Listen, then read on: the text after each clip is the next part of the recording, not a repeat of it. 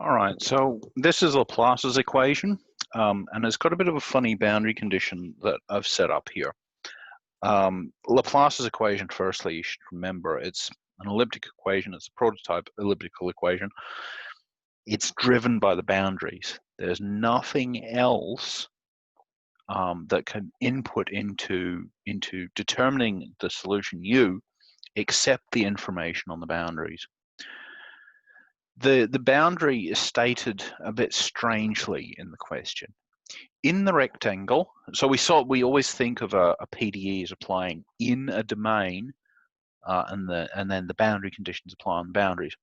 So inside the omega domain, inside the rectangle with diagonally opposite corners at 0 and AB. So here's our x, our y. Here's our 0, 0, the origin.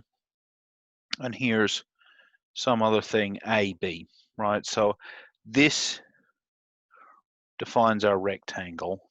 That's our domain. So this is our domain omega. The boundary conditions, so on the boundary of omega, that's this thing here, we've got f of x, say along here, right? Oops, that was pretty terrible. All right, let's say it looks like this. And then we have 0 on all the other walls, or on the other boundaries. Now, excuse me, there's a slight wrinkle at the corners. These corners are all fine, right? Because as you approach this way, you get 0, and as you approach this way, you're going to get 0 as well, right? But here, you're going to get different results if you approach the corner there. So you have to be very careful about handling these things. What I'm going to assume is that f is nice and disappears at the corner, right? So that indeed you get 0 on both sides of this corner, and the corner's all nice and happy. That doesn't actually alter much to do with the solution, of course. The solution will still proceed through separation of variables. And to do that, we write u x y equals x of x times y of y. Now we plug that into Laplace's equation, and we see where we go. So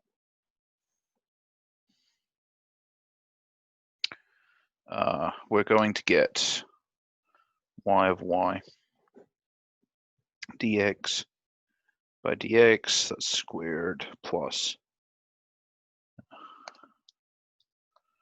x of x dy squared d little y equals nothing. Now we want to rearrange this. We actually want to separate, so we get the x's together and the y's together. For convenience, I'll just drop the arguments of the function.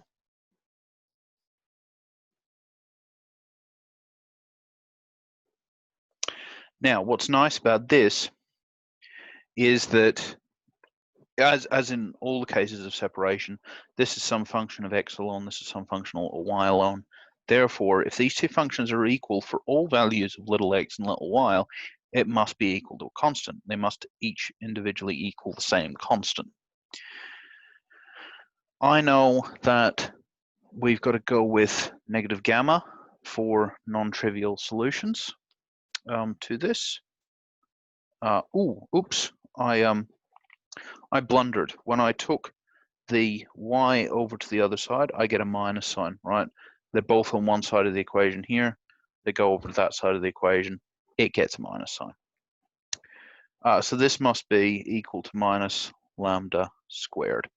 Right, now I know that because this is for non-trivial solutions. If you didn't know that, you could set this equal to some constant g and go and check all three cases of g: positive g, negative g, and 0g.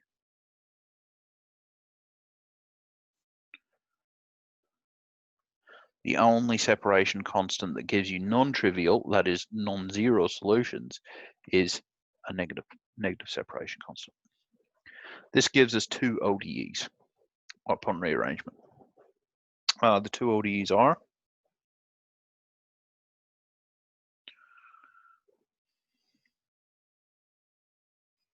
that one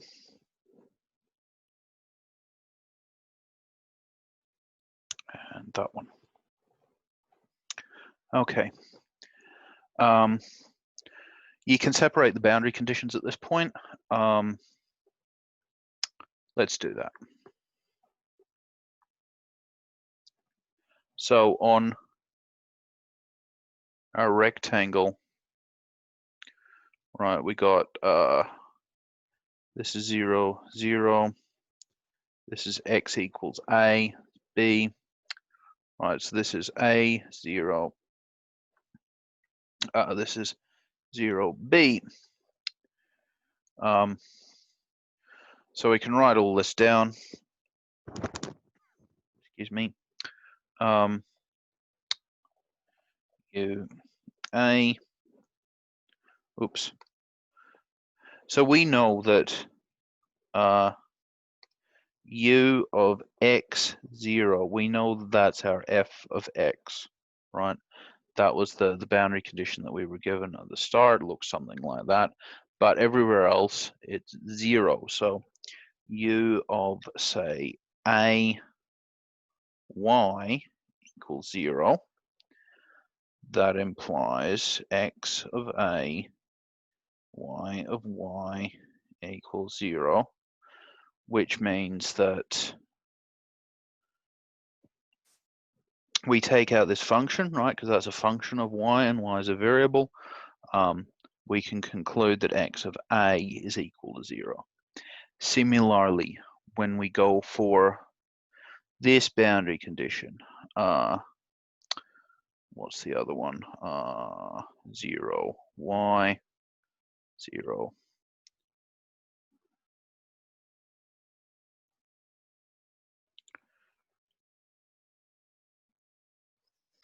And the last one like this,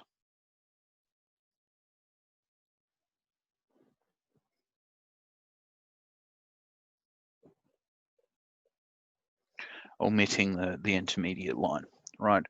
So this is inseparable or inseparable. You can't really do much with that, right? Because you'll have a y naught floating around, so that's not gonna separate out. However, you can just can these y or y's by dividing through. So these are our separable boundary conditions, separated boundary conditions.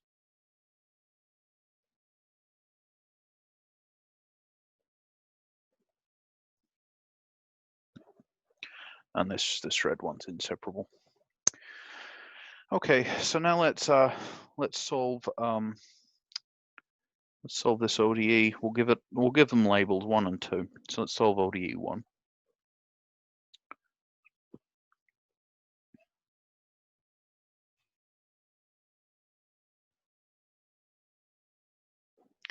Right, if you sub in e to the lambda t, get your auxiliary equation, rearrange, you'll find this has sinusoidal solutions.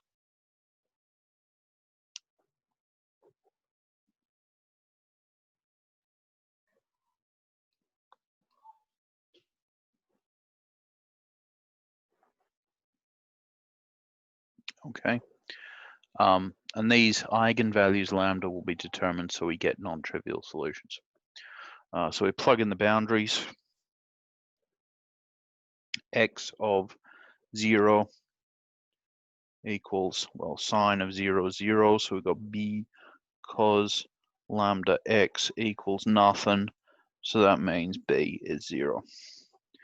Similarly, I think it's x of a equals 0.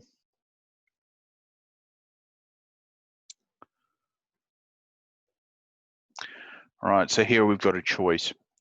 We've either got our a is 0, which gives us a trivial solution, or the only non-trivial solution is obtained with lambda equals n pi on a, giving us a Sturm-Liouville problem that we can write out. So we have n equals 1, 2, miss a few, infinity. So we got x equals the sum of all of these when we superpose.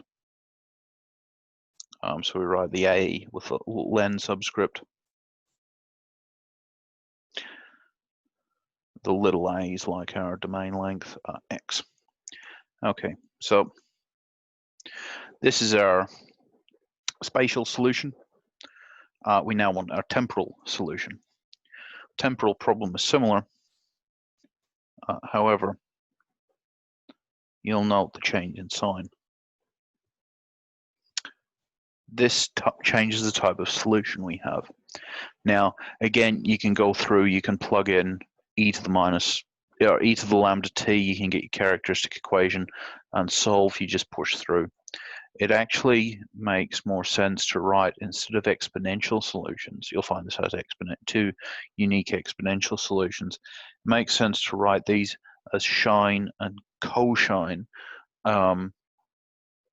hyperbolic trigonometric functions, hyperbolic functions, the analog to sine and cosine, because then you can just write y equals c sine. Oops, that should be an h. Y plus d cosh lambda y, right? And you can find that if you write out this, which is e to the minus lambda t plus, or what's sine, e to the lambda y, right? That's sine. Cosh is the same with a different. Actually, that's cosh. That's sine, I believe.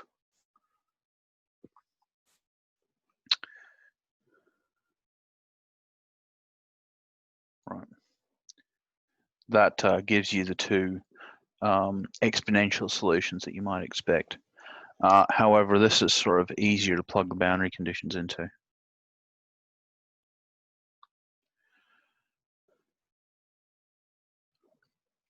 The thing about sine,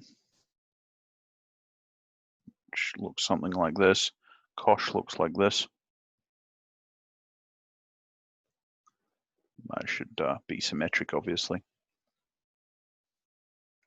and they should start looking the same asymptotically. The thing about this is that you can plug in y equals 0 and y equals a quite quick. Y equals b quite quickly. So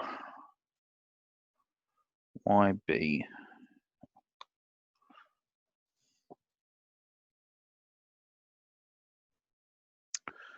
so C.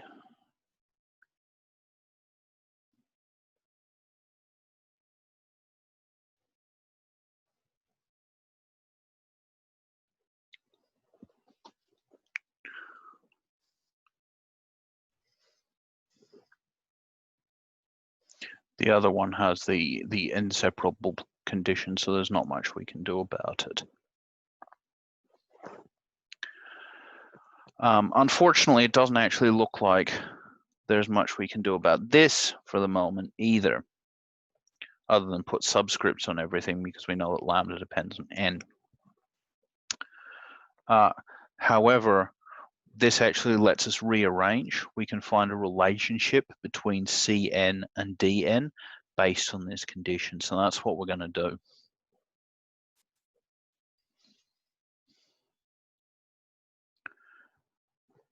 And it actually helps if we write it in a cunning way. So I'm going to search for Dn. I'm going to divide by cosh anyway.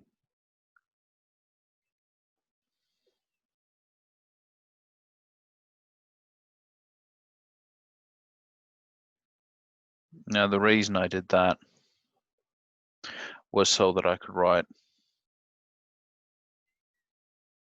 this in terms of the hyperbolic tan.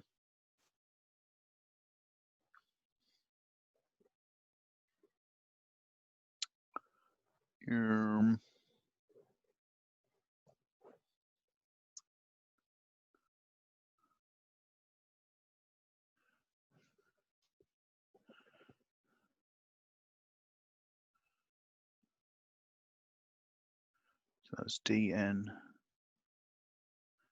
equals that. The point of writing it like this is then you can substitute the dn in up here and get an expression like this for y.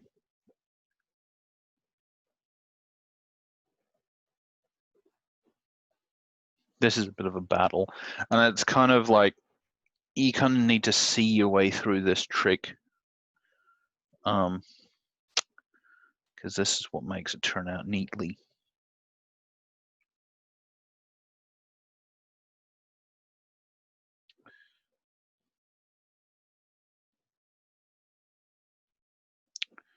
So we can either write it as tan, or we can write it like this.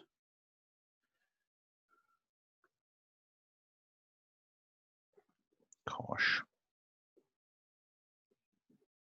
Be like this, which is nicer. Cosh lambda n y. So that gets an n, that gets an n, that gets an n. Okay, that's all the n's. Now, this is y, right? We can go one step further.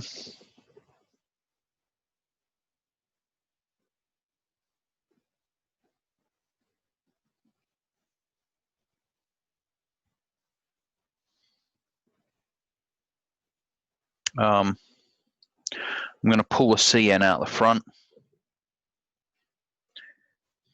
Lambda nb. Now we see what's going on, right? We've got this structure of an alternating of an shine of an argument times cosh of another argument minus shine of the other argument times cosh of the original, the first argument, right? So this is something that looks like shine p cosh q minus cosh or shine q cosh p, right? So you can sense an identity coming up here.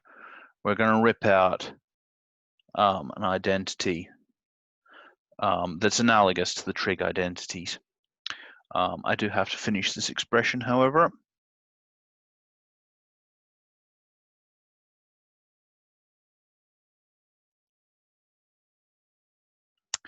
There. Once we rip out that identity, it's just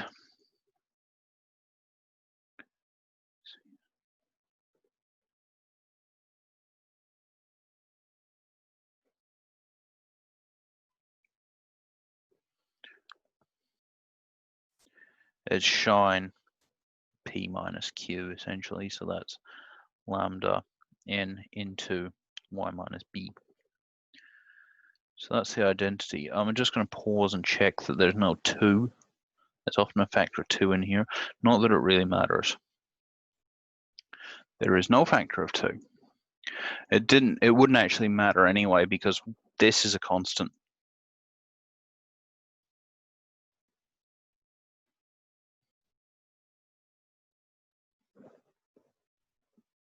So any factor of 2 would have been eaten in there, but that factor of 2 is a myth. A figment of my imagination. All right, so we're now at a point where we can actually stick. We've got a solution for y, which is relatively nice. It's written as one constant. And we've got a function of x as well for our solution. So let's put all this together.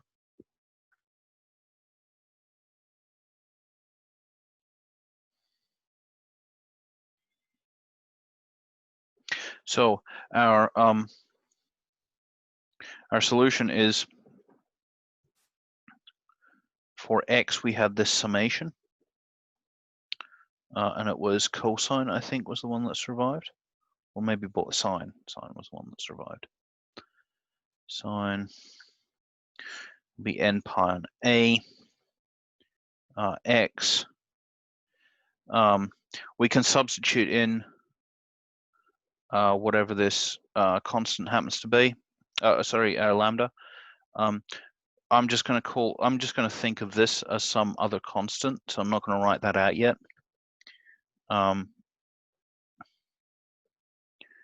N pi on A, y minus B.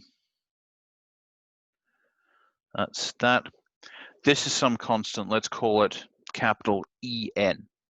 I'm going to have a capital An from here, right? I'm going to multiply my capital An by my capital En. I'm just going to get yet another constant. I'm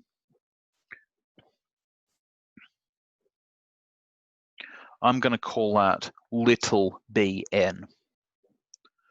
Right, so as I've written it, little bn is equal to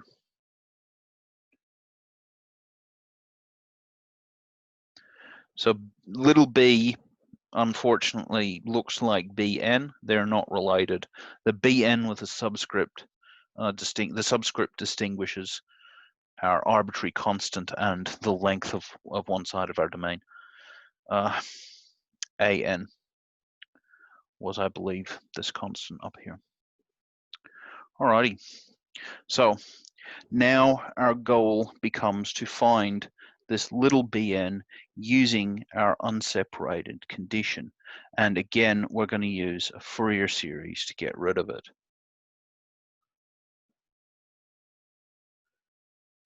Use last BC u of x comma 0 equals some function of x. We don't know what it is. So let's n equals 1 to infinity. So let's plug in f of x equals n equals 1 infinity bn.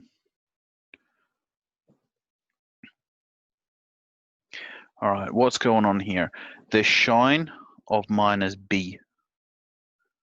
Shine n pi on a times minus b. Right, so I'll put it like this. This thing here is a constant. Right, it depends on n. So it's not a pure constant, I guess, but we can eat it into this b. So let little cn equal little bn shine minus n pi b on a. All right. So we're now in a position where we can use an orthogonality result to find our Cn.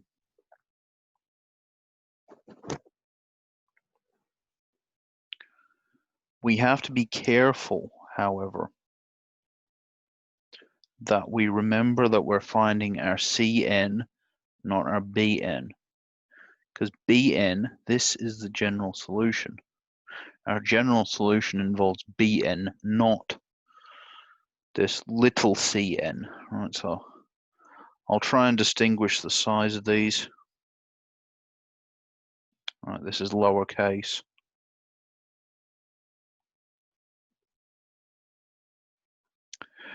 See, up here, we've got a Bn and we've got the shine solution here, right? We've got to find this. This is what we really want out of this process. But we're going to get close. We're going to find our Cn, and then we're going to just obviously go Bn equals little cn divided by shine minus n pi b on a.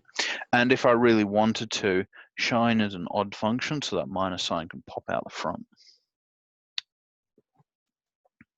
But for now, we've got this, and we're going to use orthogonality.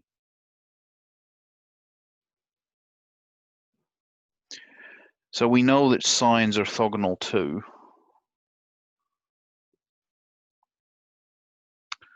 The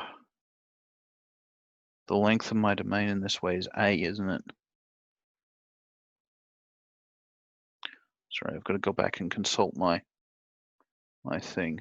Yes, this point here is A0, right? So 0 to A. I know this result zeros.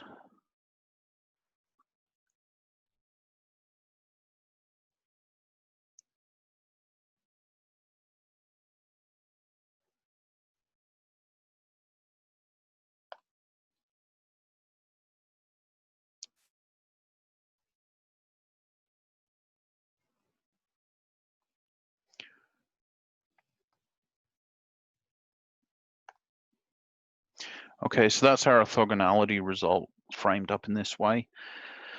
So we can use this to our advantage. If we multiply both sides of this equation by sine m pi whatever and integrate, this sum is only going to give me one term. It's going to give me Cn in the instance where m is equal to n. So that actually says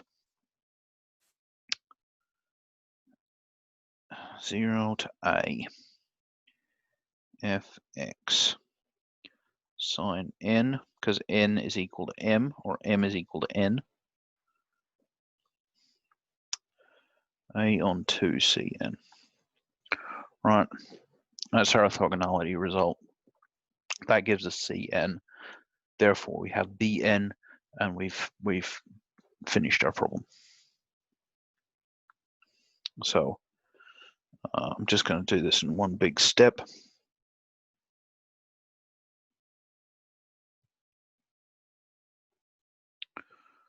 What was it? Shine. Shine's odd, but I'm just going to keep writing it like this for no particularly good reason.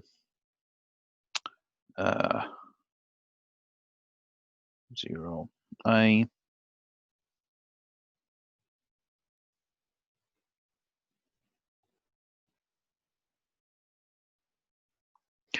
All right, so that's the other part of our solution. So this and this up here